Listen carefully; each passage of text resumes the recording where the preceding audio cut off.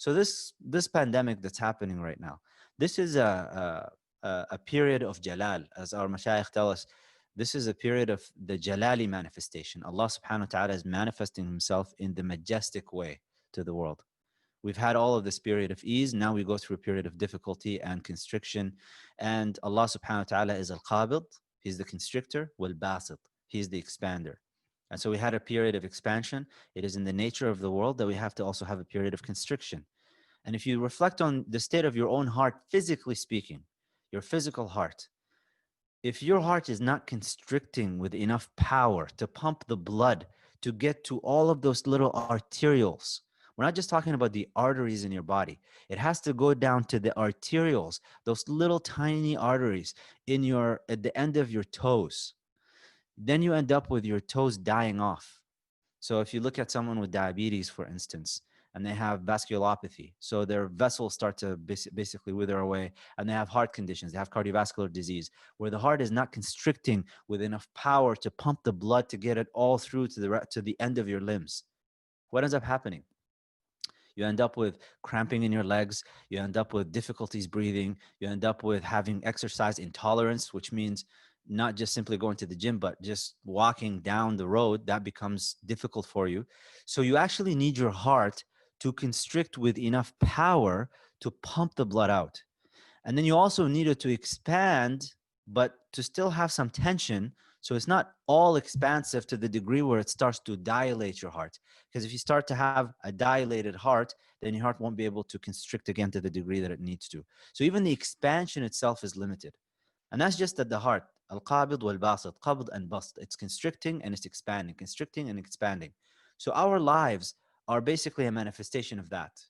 And in the heart is an example of it. And it's interesting that Allah subhanahu wa ta'ala tells us, إِنَّا لَا تَعْمَى الْأَبْصَارِ.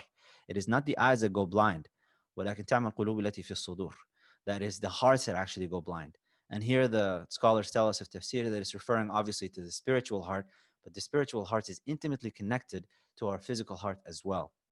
So if Allah subhanahu wa ta'ala manifests himself to us in diseases, his power is manifesting to us in the power of disease, the power of difficulties, poverty. You lose some things that you were just taking for granted. What he's telling you here is that recognize that Allah subhanahu wa ta'ala is actually taking care of you. And this goes back to the original, to the beginning of these sessions where we talked about Allah subhanahu wa ta'ala has already decreed things for you.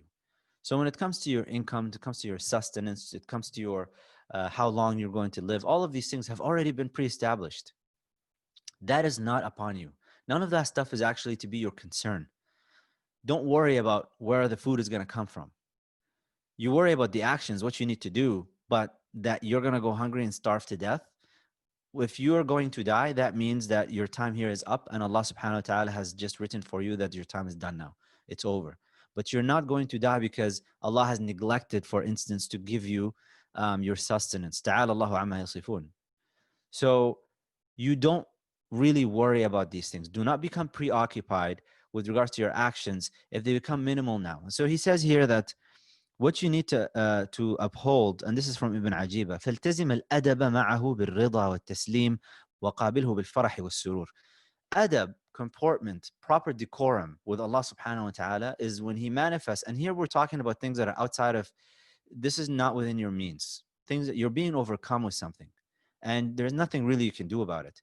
What you need to do is you have to have proper decorum and adab with Allah subhanahu wa ta'ala and just this acceptance, this contented acceptance and submission to Allah's decree. That is not to say that if that you should stop working and stop going out and hustling for the things that you need to do, but it is to say that you internally have a state of submission. It is upon you to strive, but it is not upon you to arrive.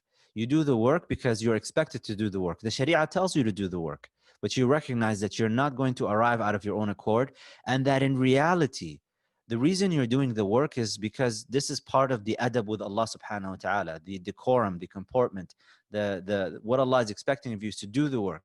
But he's not expecting you to succeed, and he's not expecting you to arrive at anything because you have no power out of your own accord. None of us have it. And so we just recognize, Allah, I'm just doing this because you expect me to do it, and I'm doing it out of submission. But the entire affair is within your hands. And so we ask for your lutf and khair and afiyah.